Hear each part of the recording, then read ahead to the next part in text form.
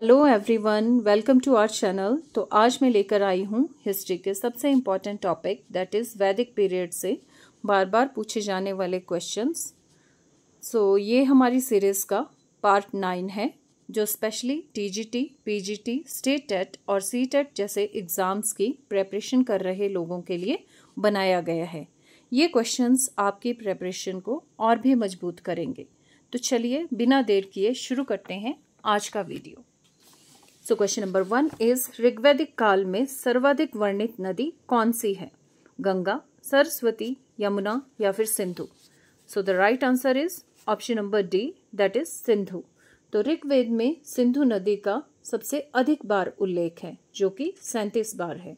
सरस्वती का 24 बार और गंगा यमुना का उल्लेख बहुत कम बार है। इससे पता चलता है कि आर्यों का प्रमुख क्षेत्र सिंधु नदी का इलाका था। क्वेश्चन नंबर 2 इज ऋग्वेद में सरस्वती नदी को किस नाम से पुकारा गया है? नदीतम्मा, नदीपति, जलधारा या फिर महाजल? आई नो सबको लग रहा होगा जलधारा होगा, but the right answer is option number A, that is नदीतम्मा। तो ऋग्वेद में सरस्वती को नदीतम्मा यानी नदियों की सर्वश्रेष्ठ नदी कहा गया है। यह दर्शाता है कि सरस्वती वैदिक आर्यों की आस्था और सभ्यता का महत्वपूर्ण केंद्र थी। Next question is question number 3। तो वैदिक समाज में सभा और समिति किस कार्य से संबंधित थी? युद्ध, न्याय व शासन, यज्ञ या फिर व्यापार? The right answer is option number B, न्याय व शासन। तो सभा और समिति वैदिक काल की दो प्रमुख राजनीतिक संस्थाएं थी। ये राजा को शासन संबंधी निर्णयों में मार्गदर्शन और परामर्श देती थी। इससे समाज में लोकतांत्रिक तत्व दिखाई देते हैं। क्वेश्चन नंबर 4 इज राजसूय, वाजपेय और अश्वमेध क्या थे? कर, युद्ध नीति, यज्ञ या फिर प्रशासनिक पद? This is the easiest question. The answer is obviously option number C, that is यज्ञ। ये सभी बड़े यज्ञ थे जो राजा की शक्ति और प्रभुत्व को सिद्ध करते थे। अश्वमेध विशेष रूप से क्षेत्रीय वर्चस्व स्थापित करने के लिए किया जाता था। Next question is question number 5। वैदिक काल में पुरोहित किसे कहा जाता था? सेनापति, राजा का धार्मिक सलाहकार, व्यापारी या फिर न्यायाधीश? तो न्यायाधीश या व्यापारी तो नहीं कहा जाता होगा। The right answer is option number B, राजा का धार्मिक सलाहकार। तो पुरोहित राजा के धार्मिक और यज्ञ संबंधी कार्यों का संचालन करता था। वह राजा का प्रमुख मार्गदर्शक होता था और राजनीति में भी उसका प्रभाव था। क्वेश्चन नंबर 6 इज ऋग्वेद में सर्वाधिक सूतक किस देवता को समर्पित हैं? वरुण, इंद्र, अग्नि या फिर Soma? The right answer is option number B, that is Indra. तो ऋग्वेद में लगभग 250 सूतक इंद्र को समर्पित हैं। इंद्र को युद्ध का देवता और वृत्रासुर का वध करने वाला नायक माना गया है। The right answer is option number B, that is Indra. Question number 7 is Vedic काल में गौ का मुख्य महत्व क्या था? मुद्रा, धन, व्यापारिक साधन या फिर उपरोक्त सभी? द राइट आंसर इज उपरोक्त सभी। तो गाय वैदिक समाज में संपत्ति और समृद्धि का प्रतीक थी। गाय का उपयोग दान, व्यापार और कर के रूप में भी किया जाता था। The right answer is option number D. Next question is question number 8। ऋग्वैदिक समाज में विवाह किस प्रकार का था? एक पत्नी प्रथा, बहुपत्नी प्रथा, बहुपति प्रथा या इनमें से सभी? The right answer is option number A, that is एक पत्नी प्रथा। तो उस समय पर मुख्यतः एक पत्नी प्रथा प्रचलित थी। हालांकि कुछ राजाओं और उच्च वर्ग में बहुपत्नी प्रथा भी थी। Next question is question number 9। Question number 9 is उपनिषदों में ब्रह्म विद्या का स्रोत किसे माना गया है? आत्मा को, वेद को, देवता को या फिर ऋषि को?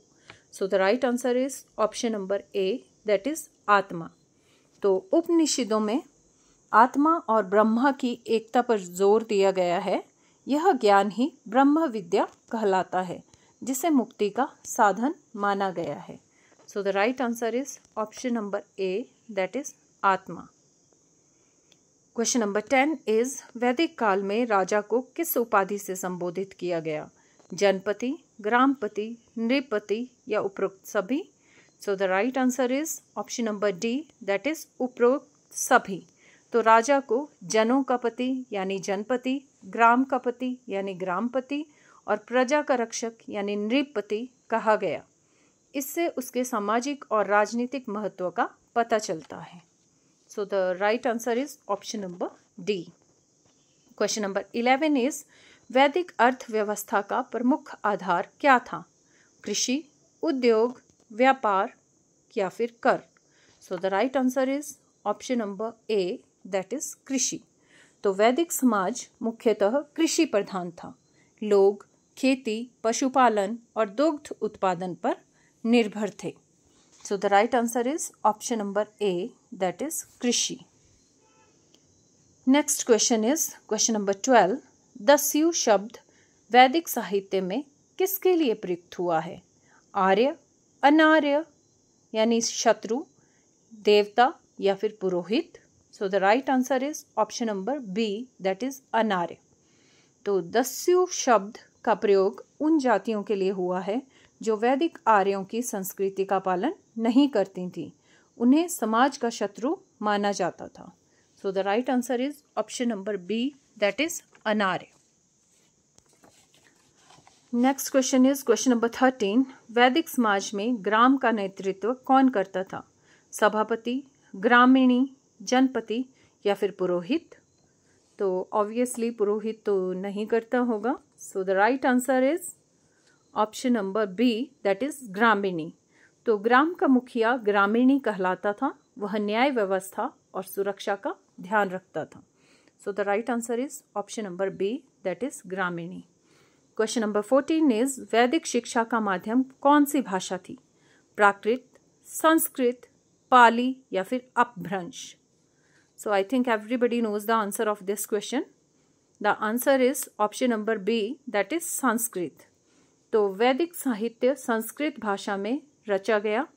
इसे देववाणी भी कहा जाता है और यह शिक्षा व ज्ञान का प्रमुख माध्यम थी। So the right answer is option number B, Sanskrit. Question number 15 is ऋतु यज्ञ का उद्देश्य क्या था? ऋतुओं की नियमितता बनाए रखना, राज्य विस्तार, विवाह संस्कार या फिर युद्ध विजय?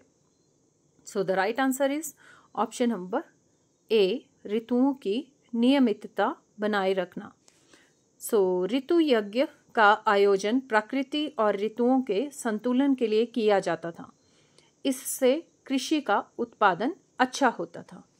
क्वेश्चन नंबर 16 इज पुरुष सूतक में वर्ण व्यवस्था की उत्पत्ति किससे बताई गई है? ब्रह्मा, पुरुष के अंगों से, इंद्र से या फिर अग्नि से? So the right answer is option number B, that is पुरुष के अंगों से।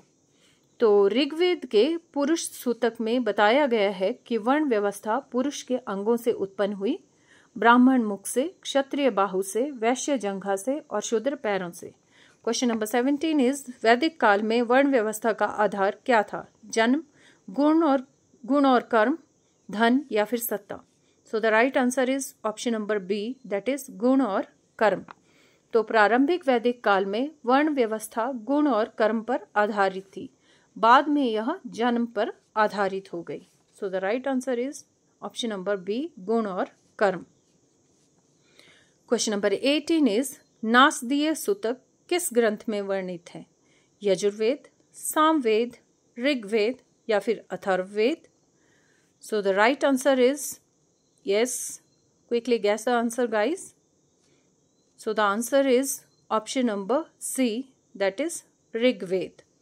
तो नासदीय सूतक सृष्टि की उत्पत्ति से जुड़ा दार्शनिक सूतक है। इसमें ब्रह्मांड की उत्पत्ति के रहस्यों पर प्रश्न किए गए हैं। क्वेश्चन नंबर 19 इज वैदिक समाज में ऋषियों की मुख्य भूमिका क्या थी? शासन करना, सैन्य संचालन, वेदों की रचना व शिक्षा या फिर व्यापार करना? सो obviously the answer is option number C, वेदों की रचना व शिक्षा। तो ऋषि वैदिक मंत्रों के ज्ञाता और रचयिता थे। वे समाज में शिक्षा और धार्मिक जीवन के मार्गदर्शक भी थे। लास्ट क्वेश्चन इज, वेदों को किस प्रकार का ग्रंथ कहा गया है? इतिहास, स्मृति, श्रुति या फिर उपनिषद? So the right answer is option number C, श्रुति। वेदों को श्रुति कहा जाता है क्योंकि यह मौखिक परंपरा से गुरु से शिष्य तक संप्रेषित हुए।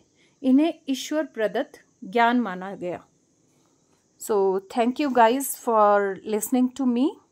If you liked my video, kindly subscribe my channel and share this video with your friends.